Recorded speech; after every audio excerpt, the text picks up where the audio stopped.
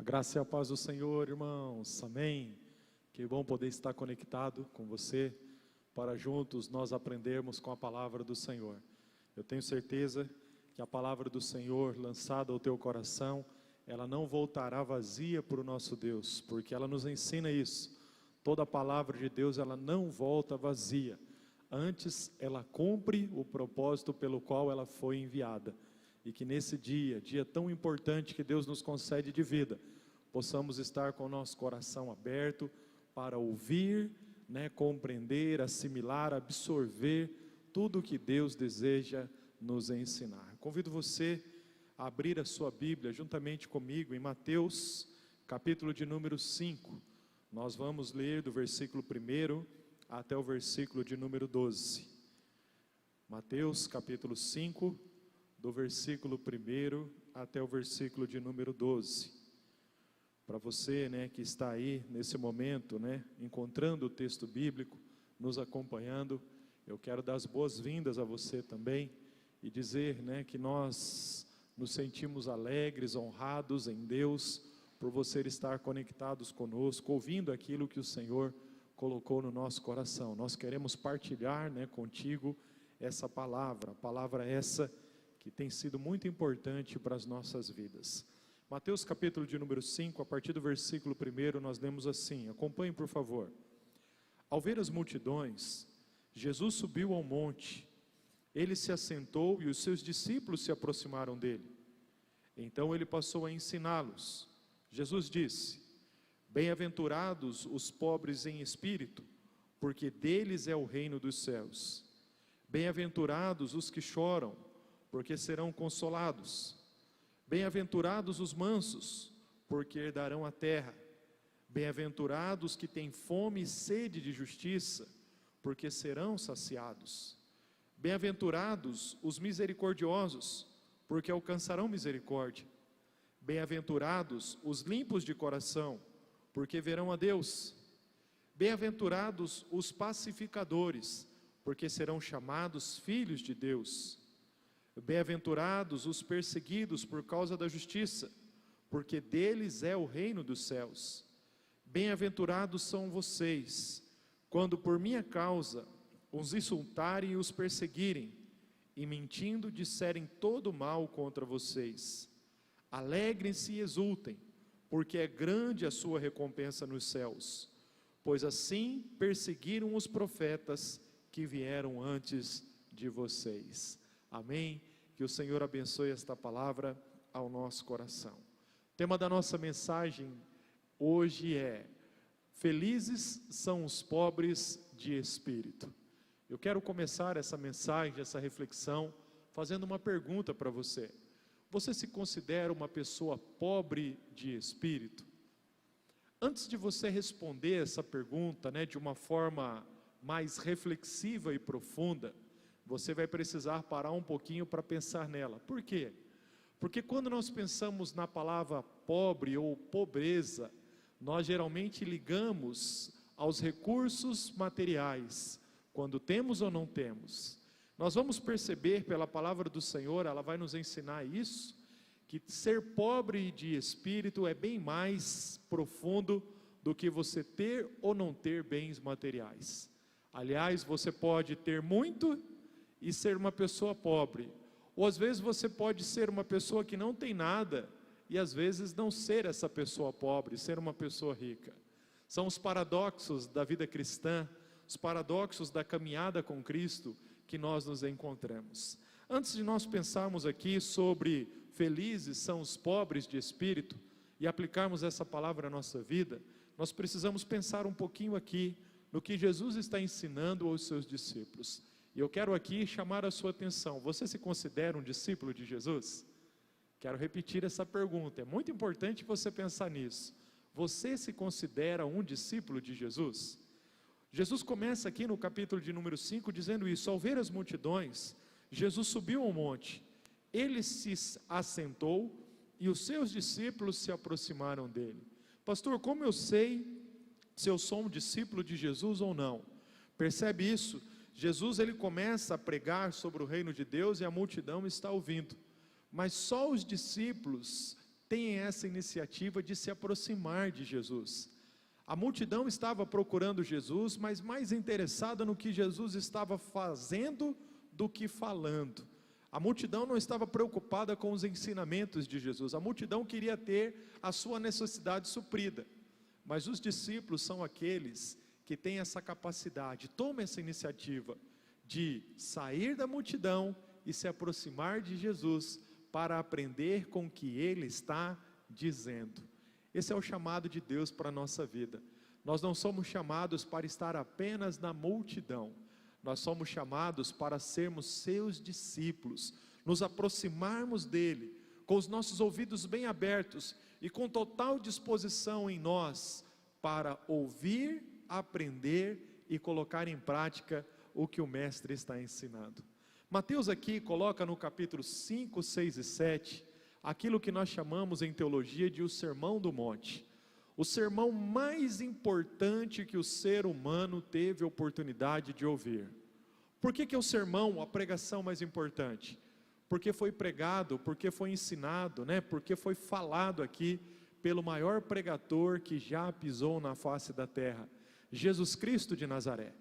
E embora os estudiosos da palavra de Deus, eles chegaram a essa conclusão, que Jesus não pregou todo esse sermão uma única vez, Mateus teve essa atitude, inspirado pelo Espírito Santo, de reunir todos esses ensinamentos e colocá-los em apenas uma sessão essa que nós chamamos de Sermão do Monte, o capítulo 5, o capítulo 6 e o capítulo 7 do Evangelho segundo São Mateus.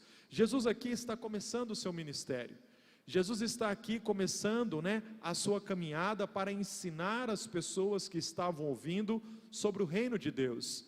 Jesus está aqui no cumprimento da sua missão, mas chegou a hora dele anunciar o propósito pelo qual ele veio à face da terra. E Jesus, ao contrário do que muitos pensam, ele não veio apenas falar sobre a salvação.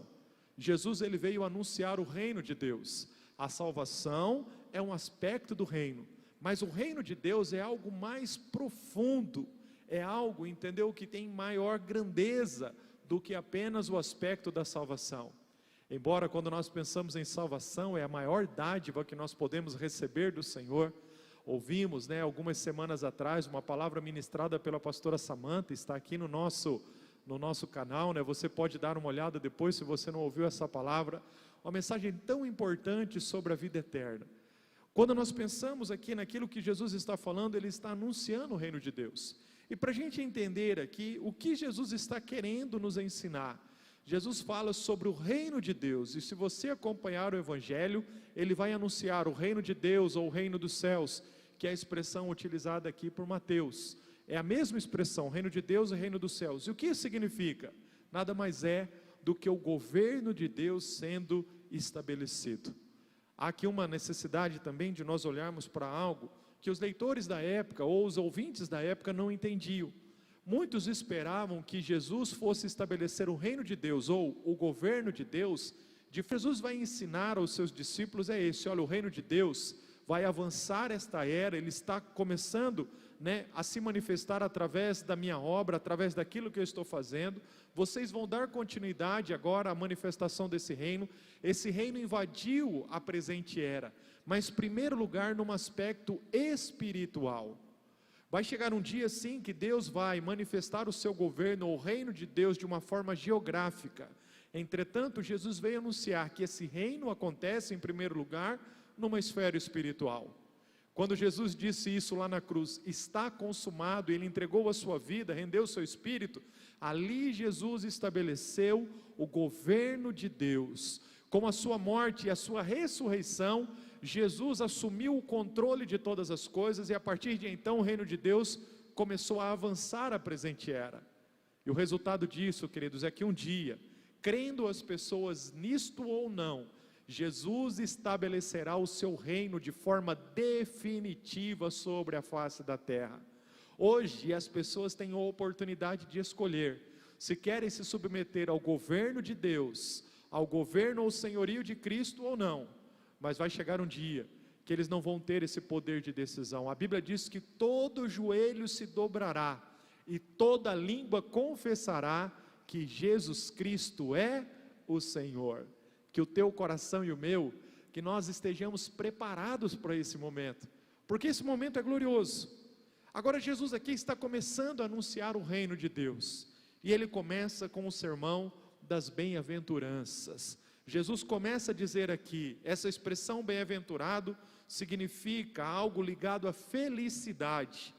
O vocábulo aqui é a palavra Makarios, e na língua grega, Makarios significa isso, é mais do que você ter felicidade, é você ser feliz. E aqui, nós precisamos parar um pouquinho para pensar, você consegue entender a diferença entre ter felicidade e ser feliz? O ter felicidade fala de momentos que nós podemos passar, mas o ser feliz é algo fora das circunstâncias. As circunstâncias não limitam a felicidade. A pessoa pode passar por um momento difícil, mas mesmo assim ser considerado uma pessoa feliz. É esse tipo de felicidade que Jesus está dizendo. É uma felicidade que não está ligada às circunstâncias. E ele começa dizendo: bem-aventurados ou felizes são os pobres. Bem-aventurados ou felizes são os que choram. Felizes são os mansos. Felizes são aqueles que têm fome e sede de justiça. São os misericordiosos, os limpos de coração, os pacificadores. Felizes, o versículo 10 vai dizer isso, são aqueles que são perseguidos por causa da justiça. Nós começamos a ver um paradoxo, porque a felicidade aqui numa perspectiva de Deus ou do seu reino, é bem diferente da felicidade encontrada nesse mundo. Muitas pessoas pensam que o cristianismo é a religião, de regras, de doutrinas, de práticas estabelecidas ou impostas àquelas pessoas que desejam seguir por esse caminho. Queridos, nós vamos entender que Jesus está anunciando aqui o reino de Deus, que é mais do que uma religião.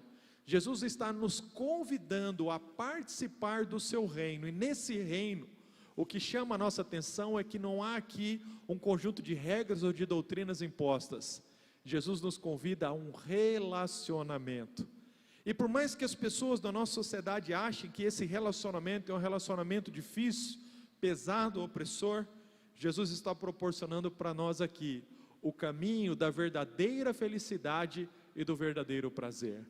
O cristianismo não é uma religião de dogmas e doutrinas que oprimem o ser humano. O cristianismo aqui é um convite para vivermos um relacionamento de liberdade, onde nós vamos desfrutar e sermos pessoas prazerosas e também ao mesmo tempo alegres, felizes, realizadas. Talvez você pense assim: puxa pastor, mas não há uma contradição?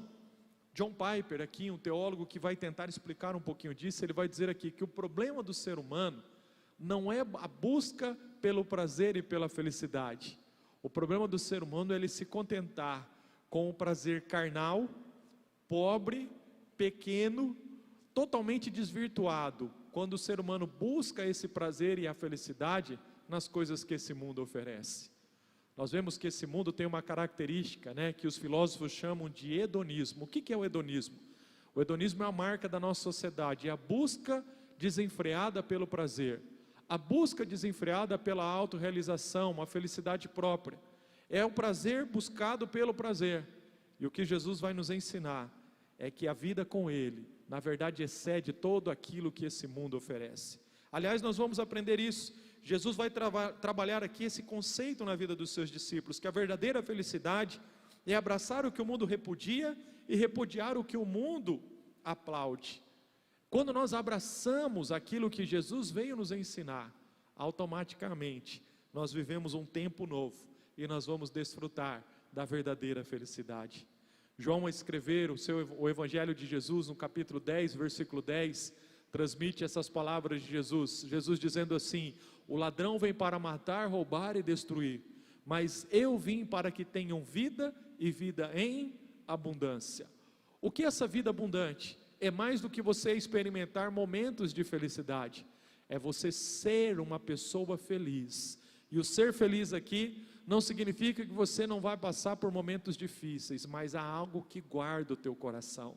A Bíblia diz que uma paz que excede todo o entendimento está presente na nossa vida. Essa expressão bem-aventurado aqui traz essa ideia.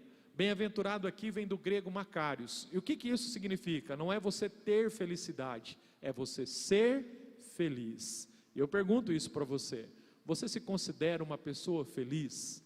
Eu não estou falando daqueles momentos de tristeza que você passa por situações que nós enfrentamos no dia a dia, mas você se considera por dentro, no teu coração, alguém feliz, alguém realizado, alguém que vive um relacionamento com Deus e experimenta prazer nisso? Ou você olha para a sua vida e se sente oprimido pelas circunstâncias que estão ao redor? Jesus começa o seu sermão anunciando o reino de Deus, dizendo isso: felizes são aqueles pobres de espírito, porque deles é o reino dos céus. Jesus faz essa promessa maravilhosa. Jesus diz assim: olha, porque deles é o reino, não será o reino, ou quem sabe um dia esse reino poderá ser alcançado por eles. Não, bem-aventurados pobres de espírito, porque deles é o reino dos céus. Nós precisamos entender o que Jesus está querendo nos ensinar aqui, quando Ele fala a respeito desse ser pobre. Como eu disse agora há pouco, ser pobre não significa você não ter dinheiro, não ter bens materiais, não ter posses. O que Jesus está querendo nos ensinar aqui? Há duas palavras no grego para o termo pobreza ou ser pobre. A primeira delas aqui que nós podemos ver é que na língua grega você vai encontrar um tipo de pobreza assim. Você é uma pessoa pobre, mas que tipo de pobreza é essa? Você tem o suficiente. Então, quem é um pobre aqui, nessa perspectiva dessa palavra? É aquela pessoa que não tem para esbanjar, tem apenas aquilo que é suficiente. Esse é um tipo de pobreza. Mas existe uma outra palavra, e essa é a palavra que Jesus utiliza aqui, uma pobreza que invoca a ideia de miséria.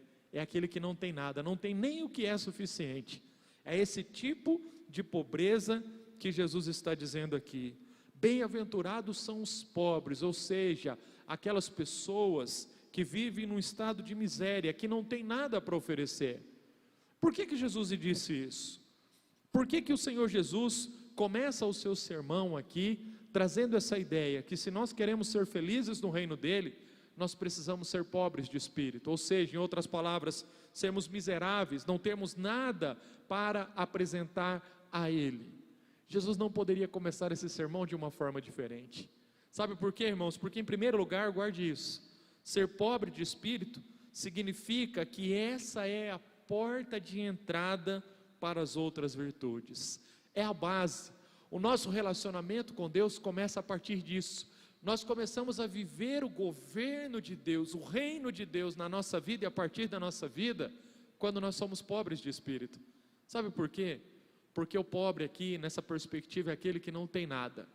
E é a partir desse momento, quando você se considera assim, quando você vive dessa maneira, que você está pronto, apto para receber tudo que Deus pode fazer na sua vida. Sabe por que muitas pessoas buscam a Deus, mas não conseguem encontrar? Muitas vezes essas pessoas estão cheias de si mesmo, estão cheias de arrogância, cheias de soberba, cheias de autossuficiência. E se nós queremos nos aproximar do Senhor para recebermos algo dele, nós precisamos estar, queridos, com o nosso coração totalmente vazio. Ser pobre de espírito é a base de todas as virtudes. Tudo na nossa vida começa a partir do momento em que nós nos colocamos diante de Deus e reconhecemos isso: Senhor, sou uma pessoa pobre de espírito. Todas as virtudes que o Espírito Santo de Deus deseja gerar em nós, começa a partir disso. E há uma lógica aqui: você só pode receber algo de Deus se você está totalmente vazio. Olhando para esse sermão aqui, esses versículos que lemos, algo tão importante, e Jesus coloca isso de uma forma tão divina, irmãos, tão sobrenatural, que ele começa encaixando uma peça após outra, e a primeira peça do quebra-cabeça é essa: nós precisamos ser pobres de espírito. Sermos pobres de espírito é quando nós reconhecemos que estamos ali numa posição onde a graça de Deus é a única coisa que pode resolver um problema ou aflição da nossa alma. É a base para todas as virtudes. Deus não vai construir algo na nossa vida se nós não passarmos por essa porta. Por isso você vai ver que o ser pobre de espírito é mais do que não ter bens materiais, não ter dinheiro. Ser pobre de espírito fala de uma atitude do nosso coração. Às vezes eu encontro algumas pessoas que têm uma característica de humildade. Por exemplo, a humildade é uma virtude da vida cristã. Nós aprendemos com Jesus, e Ele disse isso: olhar para mim que sou manso e humilde de espírito, aprendam comigo. E essa virtude, ela é inegociável na vida cristã. O Espírito Santo deseja encontrar no nosso coração humildade. Mas quando nós pensamos na pobreza aqui, queridos, é a gente reconhecer a nossa miséria diante de Deus. É mais do que apenas você apresentar uma característica de humildade. É você olhar para um lado, olhar para o outro e reconhecer que você não é nada, que você não tem nada, nada em nós que possa satisfazer o reinado ou o senhorio do nosso Deus. É dessa maneira, quando nós nos aproximamos do Senhor, que nós estamos habilitados para viver a escola da felicidade ou do prazer. O mundo pensa ao contrário. Por que é um paradoxo aqui? Porque as pessoas da nossa sociedade pensam assim: se eu quero ser feliz, eu preciso ter as coisas. E com Deus, queridos, é diferente. Para ser feliz, eu tenho que abrir mão de tudo. É nesse momento que eu estou apto para viver as maiores experiências da minha vida. Se nós queremos receber as riquezas do Senhor, nós precisamos primeiro nos encontrar nesse estágio de pobreza de espírito, reconhecendo a nossa miséria, reconhecendo o nosso pecado, reconhecendo que nós não somos nada diante de Deus. Uma segunda característica aqui, queridos, muito importante a respeito do ser pobre de espírito, é que isso significa reconhecer a nossa total dependência de Deus. Olha que coisa maravilhosa: sendo pobre de espírito, eu avanço, entro, passo pela porta das virtudes cristãs. O segundo passo qual é? Eu reconhecer a minha total dependência de Deus. Há um episódio na palavra, Lucas, capítulo de número 18, que descreve que duas pessoas subiram ao templo para orar. A primeira delas foi um fariseu. Quem era o fariseu na época? O fariseu era uma pessoa que fazia tudo certo. Ele se preocupava em seguir cada palavra da lei do Senhor. Entretanto, o fariseu, que foi muito criticado pelo Senhor Jesus, ele colocava essa atitude, a partir de uma autossuficiência. A Bíblia diz que o fariseu foi até o templo e ele começava a orar dizendo assim: Senhor, graças te dou, porque eu não sou como os demais pecadores. Eu dou o dízimo de tudo, eu honro ao Senhor, eu sirvo ao Senhor, eu sou bom. Na verdade ele estava dizendo isso a Deus: obrigado porque eu sou muito bom. E a Bíblia descreve que foi um segundo personagem, uma segunda pessoa, era um publicano. Quem era o publicano na época? O publicano era aquele que cobrava o imposto das pessoas, e muitas vezes ao cobrar o imposto das pessoas, ele cobrava de uma forma exagerada, ele acabava obtendo lucro nisso, explorava as pessoas. Esse publicano, ele foi até o templo, ele não conseguia levantar a cabeça. No fundo, a Bíblia diz que ele, com a cabeça baixa, batia no peito e dizia: Senhor, Senhor, sê propício a mim, que sou pecador. Senhor, eu não sou digno de estar aqui, tenha misericórdia de mim. Essa, em outras palavras, foi a oração dele. Jesus conclui esse episódio dizendo que o publicano desceu para casa restaurado e o fariseu não. O que o Senhor Jesus está querendo nos ensinar aqui? É que o publicano reconheceu a necessidade dele de Deus. Irmãos, nós precisamos chegar a essa conclusão. Ser pobre de espírito é nós atestarmos em todos os momentos da nossa vida a nossa dependência de Deus. Em outras palavras, é nós nos apresentarmos ao Senhor de mãos vazias. É nós reconhecermos que se há algum mérito em nós, algum bem, alguma graça, algum dom, isso vem de Deus, isso não é produzido por nós mesmos. É por isso que a Bíblia diz que Deus resiste ao soberbo, mas dá graça aos humildes. Um coração quebrantado e contrito, a Bíblia diz que Deus não despreza. Ser pobre de espírito é quando nós reconhecemos que tudo o que temos e tudo o que somos vem de Deus, dependemos de Deus. Sem o Senhor nós não estaríamos aqui, sem o Senhor nós estaríamos perdidos, sem o Senhor nós não existiríamos, sem o Senhor nós estaríamos condenados ao inferno. Eu não vou para o céu, eu não alcanço a salvação, a vida eterna, por causa dos meus méritos, são os méritos de Jesus. E o Senhor Jesus, quando conquistou essa salvação, Ele nos ofereceu pela sua graça, ou seja, é um favor que nós não merecemos. Ser pobre de espírito significa isso, quando eu tenho total dependência de Deus, reconheço que não sou nada, o meu estágio é um estágio de miséria. Lembra do pecador aqui? Não é aquele pecador que tem alguma coisa, é o pecador que não tem nada, não temos nada para oferecer diante do Senhor. Muitas vezes nós vamos encontrar o salmista orando dessa maneira: Senhor, sonda o meu coração, vê se há em mim algum caminho mau e guia-me pelos teus caminhos. O Senhor me conhece, o Senhor sabe tudo o que há em mim. Queridos, para onde nós vamos correr da presença do Senhor? Nós precisamos admitir, o ser pobre de espírito é você entender que Deus é tudo e nós não somos nada. Será que nós somos de fato pobres de espírito? A Bíblia diz: bem-aventurado, felizes são os pobres de espírito, porque deles é o reino dos céus. Se em primeiro lugar, o ser pobre de espírito é a porta de entrada para outras virtudes. Em segundo lugar, é reconhecer a nossa total dependência de Deus. Em terceiro e último lugar, ser pobre de espírito é a nossa verdadeira riqueza. Irmãos, como é gostoso entender isso. Ser rico em Deus não significa aquilo que temos, ou não representa aquilo que nós possuímos, não está relacionado aos bens dessa terra, como nós estamos vivendo nos dias atuais. As verdadeiras riquezas são as riquezas espirituais. Ser pobre de espírito, na verdade, é a nossa verdadeira riqueza. Por quê? Porque é isso que acontece, quando Deus encontra alguém pobre, miserável de espírito, Ele oferece a sua riqueza, Ele nos dá a herança. É por isso que a Bíblia diz que nós somos herdeiros de Deus e cordeiros juntamente com Cristo. Quando nós reconhecemos isso, entregamos a nossa vida para Ele, nós não somos mais criaturas nesse mundo, somos filhos de Deus, temos uma identidade, e tudo que Jesus conquistou na cruz, passa a ser nosso, é direito nosso, é nossa herança, Ele nos concede pela sua graça. Essa é a verdadeira riqueza, a riqueza de você olhar e compreender a vontade de Deus, viver no centro dessa vontade.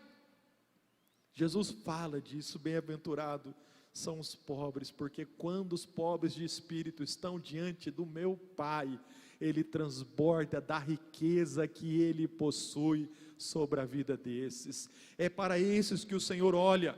O Senhor despreza o arrogante, o soberbo, aquele que se julga ser autossuficiente, aquele que acha que pela força do seu braço ele pode alguma coisa. Mas o Senhor ama, o Senhor traz para perto, o Senhor ajuda aqueles que dizem: Senhor, eu nada posso. Vamos olhar para a palavra que você vai entender isso. Quando Deus chamou, por exemplo, Moisés, naquela experiência gloriosa: Moisés, eu estou te levantando e você vai ser o libertador do meu povo, vai até Faraó e fala para Faraó deixar o meu povo ir, que através da sua vida eu vou operar grandes sinais.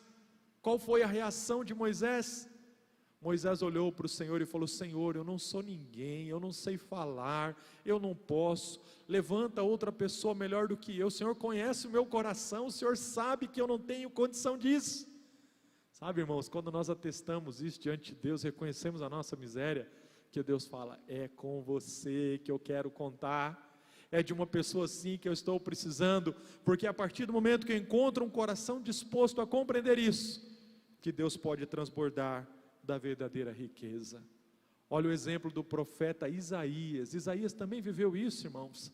Capítulo 6 do seu livro, quando ele viu o Senhor, ele falou: meu Deus, ai de mim, que eu sou um homem de lábios impuros, habito no meio de um povo de puros lábios, os meus olhos viram o rei. Em outras palavras, Isaías falou assim: olha, eu sou pecador, eu vou morrer. Foi nessa hora que a graça de Deus e a riqueza de Deus transbordou sobre a vida de Isaías, e ele foi levantado por Deus naquela situação. Talvez o que esteja faltando para nós nesse dia, para avançarmos aqui no projeto de Deus, seja isso: nós reconhecermos que a nossa verdadeira riqueza é atestar, é reconhecer a pobreza de espírito que está presente em nós. Agora deixa eu terminar essa reflexão trazendo para você aqui uma questão muito importante. Não existe pobreza de espírito para aqueles que consideram. Todos nós somos pobres de espírito. O que a palavra de Deus chama a nossa atenção aqui é para aqueles que reconhecem isso e buscam a verdadeira riqueza na presença do Senhor. O ser humano é pó diante de Deus, nós não somos nada. Deus poderia nos esmagar debaixo dos seus pés. O ser humano que se acha tão importante, tão capaz, tão poderoso, irmãos, nós não somos nada. Nós vimos isso nos últimos anos, como foi difícil para nós vivermos em sociedade que literalmente sucumbimos a um vírus, uma pandemia que veio e gerou um estrago no mundo inteiro. Quantos de nós sofremos, estamos sofrendo até os dias de hoje com o impacto disso? Não imaginávamos que seria assim. Eu acredito, irmãos, que nós estamos tendo essa oportunidade de ver que nós não somos tão bons quanto nós imaginamos, que o ser humano não está tão preparado para resolver todos os dilemas da vida quando ele imagina estar preparado. Nós precisamos do Senhor. Como eu disse, todos nós somos pobres, miseráveis diante de Deus. Agora o que o Senhor espera, que nós reconheçamos isso no dia de hoje e possamos buscar a verdadeira riqueza na sua presença. Jesus vai dizer isso: bem-aventurado são os pobres de espírito, porque deles é o reino dos céus. Deles é o reino dos céus. O governo de Deus sendo estabelecido a partir daqueles que olham para dentro de si e entendem que nada são, que nada possuem e que nada podem. A única reação de um coração assim é se render totalmente ao senhorio de Cristo. Quando isso acontece, as riquezas do nosso Deus se manifestam na nossa vida. Quer levar uma vida diferente? Quer ser alguém especial diante de Deus? Peça para que o Espírito Santo de Deus te convença e te faça uma pessoa pobre de espírito. Ou seja, em outras palavras, reconhecer a sua verdadeira situação diante de Deus. Deus é tudo, nós não somos nada. Nesse momento que Deus não nos lança fora da sua presença, Deus nos traz para perto e transborda daquilo que Ele tem sobre nós. Quem sabe hoje Deus esteja procurando no nosso coração, não as nossas virtudes, não as nossas atividades que julgamos fazer, pela competência que temos. Talvez o Senhor esteja buscando um coração vazio, desprovido de qualquer pretensão humana, que se coloque diante dEle, para que Ele possa transbordar das suas riquezas. Essa é a primeira bem-aventurança. Felizes são os pobres de espírito. Há outras aqui, quem sabe numa outra oportunidade nós poderemos pensar nelas, mas hoje eu gostaria de terminar dizendo isso para você. O chamado de Deus para você e para mim é que nós sejamos pobres de espírito. A nossa caminhada com Deus é uma caminhada de sucesso quando nós passamos por essa porta. E eu volto agora a fazer, para nós fecharmos essa reflexão, a pergunta que eu fiz no início: você se considera uma pessoa pobre de espírito? Para te ajudar a responder isso, você precisa entender que ser pobre de espírito é abertura para todas as virtudes, é a porta de entrada.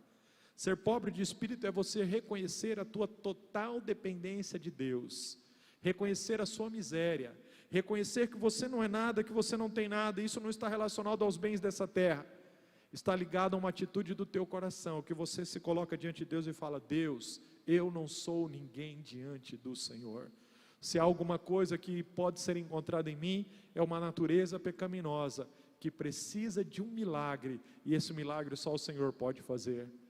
Ser pobre de espírito, na verdade, é a nossa maior riqueza, porque é nesse momento que nós estamos habilitados para receber toda a felicidade e prazer que um homem encontra na presença de Deus. Deus está constituindo o reino dele sobre a face da terra, buscando por todos os tempos homens e mulheres que se enxergam dessa forma. Às vezes, irmãos, como pastor, eu tenho a oportunidade de me relacionar, de convencer, ou até conversar com algumas pessoas. Quantas vezes encontramos pessoas arrogantes, pessoas às vezes que acham que são alguma coisa, e a minha oração é essa: Senhor, tenha misericórdia de todos nós, para que nós tenhamos os nossos olhos abertos. Mas às vezes também temos a oportunidade de encontrar pessoas os olhos já se abriram, a mente já conseguiu compreender que não são nada diante de Deus, corações totalmente abertos para receber as riquezas do Senhor.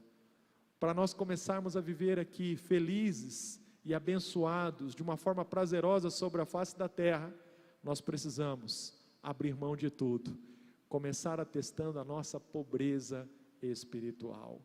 Nessa perspectiva, você se considera uma pessoa pobre de espírito ou não? Aqui, irmãos, uma coisa muito importante para nós orarmos: só o Espírito Santo de Deus pode abrir os nossos olhos. O compreender essa pobreza de espírito, isso não vem por méritos humanos, isso não pode ser gerado pela sua força e pela minha força.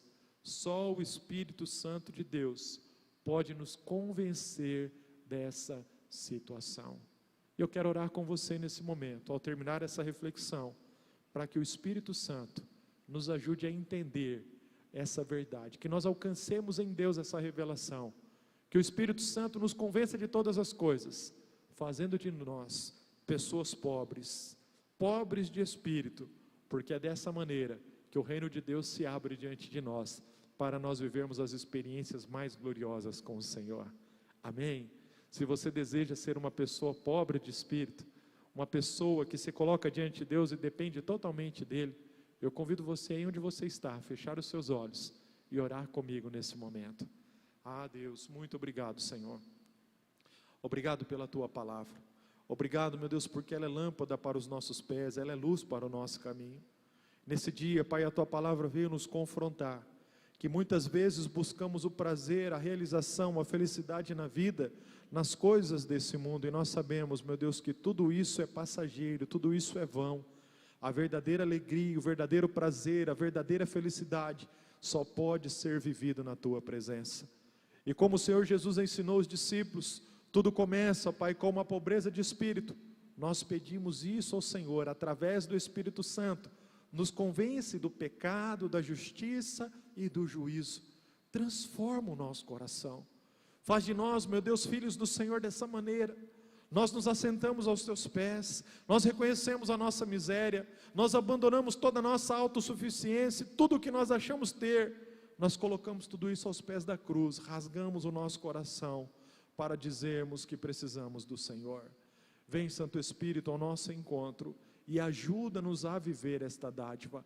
Eu oro, meu Deus, por esses que estão agora, Pai, intercedendo comigo, acompanhando essa ministração, que o Teu Espírito Santo os visite onde eles estão, e que a partir de hoje nós possamos encarar a vida de uma maneira diferente, que nós possamos ver a vida com os olhos do Senhor, e que tudo, meu Deus, que nós buscarmos, seja, meu Deus, vivido nessa perspectiva, do Teu reino, do Teu governo sobre a nossa vida.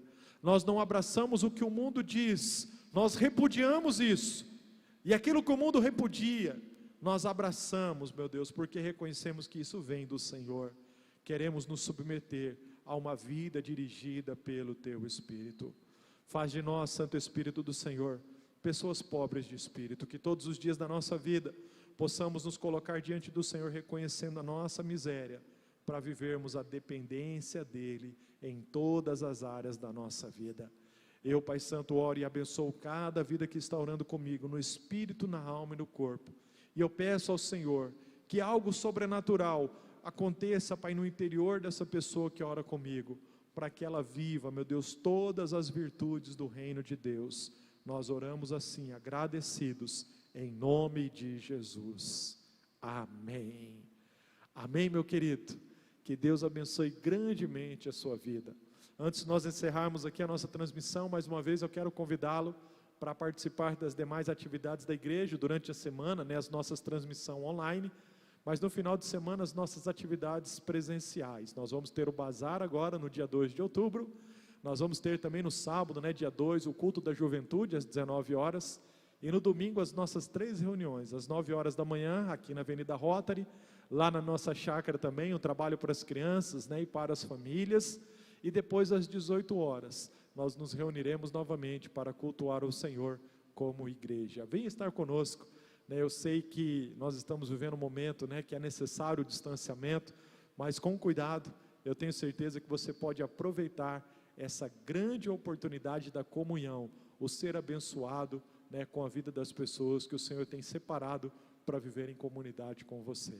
Que Deus te abençoe grandemente, que o Senhor faça de você e de mim pessoas pobres de espírito, porque Ele mesmo disse, dessas pessoas serão o reino dos céus. Que você e eu sejamos cidadãos desse reino, trabalhemos por esse reino, que o reino de Deus avance em nós e através de nós, o governo de Deus sendo estabelecido na nossa vida e através da nossa vida.